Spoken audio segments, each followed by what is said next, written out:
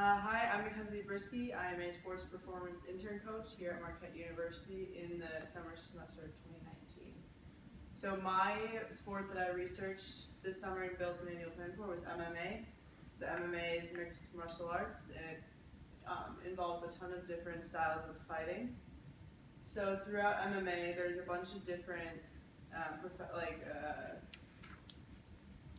disciplines that you can be very good at. So like there's grappling, sparring, striking. So depending on the type of athlete that you're working with, you'll need to know what their background is and what they're best at and what they like using when in a fight. So then you'll kind of plan your annual plan around your athlete. So for this one, I just kind of built it around a general athlete who is equal parts all of the styles of fighting. So this is a full outlook. Here on the bottom you can see a colored line, and this just shows the volume throughout the year. So red is higher volume, orange is about middle volume, and then green is lighter volume. So then as you go through this full plan, I have 1s, 2s, and 3s. The 1s represent the primary goal of that week, 2s are secondary goal, and 3s are tertiary goal. And it's built in 5 to 3 week blocks, depending on where we are in the season. And each block is split up by a deload and or a testing week. So then starting off with preseason, it's 12 weeks long, and our main goal here will be muscular endurance. So as you can see, we start off here, strength. So we start off here with a 5 week block of strength, with power and muscular endurance, and then we go down to power, strength, and technique and instructional before we head into the in-season portion of their year.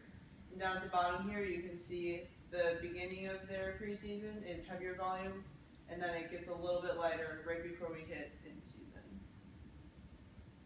So in the preseason goals, again, strength, power, muscular endurance. Some performance indicators I'll use during their preseason training is a 3-rep max at velocity. That'll be really important for an MMA fighter because they're all about moving fast and being strong. So just doing a 1-rep max preseason wouldn't be as beneficial as seeing how quick they can move their weights. The Wingate test, just to get anaerobic power, and then speed big punch test, just to keep them a little bit more engaged with testing week, and also to see if anything we're doing makes them quicker in the long run. Some movements for the preseason I'll focus on is squat, bench, deadlift, all different types of rows, overhead presses, and a lot of core work. So then this is an average day in the preseason. So we'll have bench press at 80% of their 1-rep, 3x6, and then we'll have a superset of push press 2-bar row, and then a triset of med ball, wood chops, face pull, and dumbbell fly. Each one of these blocks represents something during that week that was in our annual plan of the 1, 2s, and 3s. So then for in-season, here we have a 16-week block. The last 4 weeks here is their fight taper, so this first 12 weeks is like their general training portion of the in-season. And you can see it's pretty higher volume at the beginning and then a little bit lower, but then their last 5 to 6-ish weeks is pretty low. That'll be so we can keep them healthy but moving.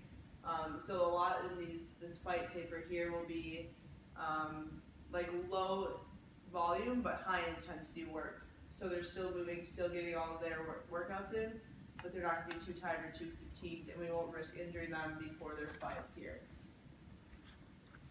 So then in season, our goals are power, strength, and then muscular endurance. And again, we'll have the same 3 performance indicators, a 3-rep max at velocity, Wingate test, and speed bag. And then movements here are a little bit different, a little bit more power based, but still with our base movements of squat and bench, power cleans, overhead press, high pulls, and core. And then this is an average day of in season. So we'll start off with pretty heavy power cleans, 6 triples of those, and we'll have incline bench and inverted row, and then finally calf press, battle rope series, and a roller side lunge. So all these lifts again will match my 1s, 2s, and 3s in the annual plan and their goals throughout the year. So then for off season, same thing here, but this is a 24-week block. So a lot of times fighters won't have, they'll have like 1 to 3 fights. It's kind of what I saw as the average. Depending on like where they're at in their career, they might have, you know, only 1 or 2. But if they're like trying to get like pros and like really big, then they might have 5 or 6. So it all depends on your athlete and like how long each block will be. But for this one, just with the 1 fight, I have a 24-week off season where our main goal here is muscular endurance and hypertrophy. So the biggest part of this is to get their muscles big before they can build the strength in, before they build the power in. Also, what we have to think about with an MMA fighter is they're cutting to make their weight class before the fight. So in those last 5 or 6 weeks of their in-season, they'll lose a lot of weight, which in turn will cause them to atrophy and lose muscle mass. So what we want to do during the off-season is build as much muscle mass as we can, and get them as strong as we can, so then during the in-season when they're like heavier training hours, heavier weights, you know, more intense volume, more ring time, then when they lose their weight, because they're going to no matter what, it's like inevitable, it doesn't make as big of an impact as they move forward in their season. So then at the bottom though, you can see it kind of waves. So we have a 2-week block here right after the fight. So like deload, just relax. Depending on the rate of their injuries, that could be shortened or lengthened. But then we start off with muscular endurance and go into a block of hypertrophy. And then as we reach the end of off season and go into preseason, we'll have a little bit more volume and a little bit more intensity down there. So for our off season, our main goals again are muscular endurance, hypertrophy, and strength. Our performance indicators are a little bit different here since we have a little bit more time and we can test more things. So I have a 1-rep max testing, which will be used to build the rest of their program moving forward. And then I have 3-rep max testing at velocity. So this again will just the main goal of having the same 3 plus, or like we don't have one gate, but we probably would. Having this similar test will help them learn the test so they're not being thrown into a new test. So it kind of takes out the learning curve of where their abilities actually are. And then some of our movements here for the off season are squat, bench, deadlift, overhead press, rows, and core. So this is a time for us to play with them. Like they have so much time, we can put a little bit more stress on their bodies with the different weights that they're being exposed to. So during off season, I figured I'd see them like 4 to 5 times, or 3 to 4 times, sorry. And then during preseason, I'd say their consistency in the gym will go up a little more because they're a little bit more zeroed in. So I'd say that they're at probably like 4 to 5 days during the preseason. And then for in-season, because their time in the ring will be so heavy, I'd say that their time with me in the weight room would be probably like 2 to 3 days. Alright, so then this is an average off-season day. We start with resisted jammer arm press, and then we go into incline bench, walking lunge with overhead press, and then the final grouping here is burpee broad jumps, farmer's carry, kettlebell swings. So as you can see, our reps and sets are a little bit more varying than just a percentage of the 1-rep max. And because just like what I was saying with this, we can play with them a little bit more so that we can kind of see where they're at and if they've made any improvements from their previous week's training and like coming out of the fight, just kind of gauging how their body's moving with all their exercises.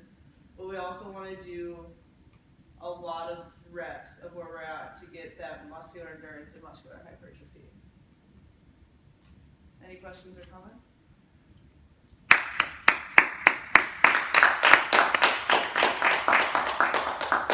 Good. Questions, fire away if you have any. What's a speed bag punch test? So I kind of saw this online, and I saw a video of it being used.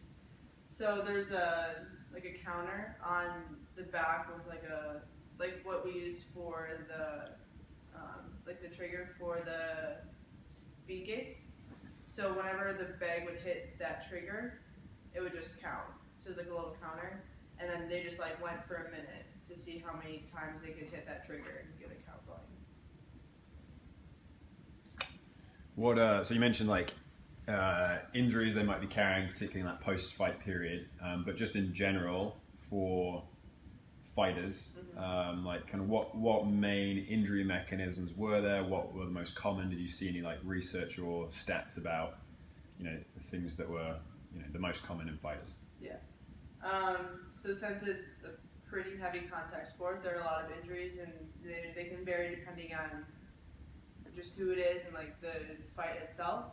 So a lot of them, like you'll see, are just like punches to the face. So they'll end up with a lot of bruising, just a lot of muscle soreness in general, like cuts from like just pressure and like the like impact on like the body part. So a lot of that what you see during the fight is on the face. But you can strain your wrist, you can hurt your ankle. If you have a bad kick, you can break your leg. If you break, get a boxer's fracture. Like there's, with this sport and just how heavy contact it is, there's concussions, there's broken noses, there's just a wide variety of injuries that you could get. So a lot of like that's why I had a lot of core and a lot of stability work is because it'll help them brace better throughout their fight and hopefully avoid the most intense injuries. Any other questions? So I know, there's like different weight classes. I'm not sure exactly what they are, but I know there's like 250-pound guys, and then guys who are like less than 200 pounds. So would you train like the bigger guys more endurance, or would you keep them the same than like the smaller guys who can move around easier? Yeah, so that would be like depending on like the fighter like I was talking in the beginning. So a bigger guy, I would probably go more strength and power heavy because they're going to use what they have to their advantage, which is their size. For a littler guy, I'd use a little bit more endurance, just to and speed and agility because he needs to be quick. But that's not to say that the bigger guy and the littler guy don't need any of the other stuff. Like they're still going to be trained as a fighter. Just your emphasis will be a little bit different depending on what their strengths are. Good job. All right.